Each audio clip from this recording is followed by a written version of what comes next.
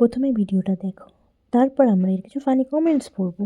তো চলিए শুরু করতে हैं। ভীষণ লাজুক, লজ্জায় যার একমাত্র বস্ত্র। সত্যবতীকে পাঠাও না, পূজার কাজ করবে মন্দিরে। ও যেতে পারবে না গো, তোমরা তো জানো ও খুব লজ্জা পায়। ওই লজ্জাই হবে একদিন ওর কাজ।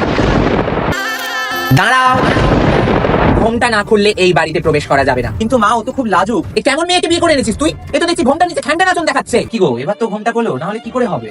কিন্তু আমি তো লজ্জা পাই। দাঁড় বাবা, চলো তোমাকে আজকে একটা জায়গায় ঘুরতে নিয়ে যাবো। আচ্ছা চলো। বেগম যা, এ তো পুরো সোনার পাখি এনেছিস রে আমার কাছে। আরে এটাই তো তোমার বাড়ি সোনামণি।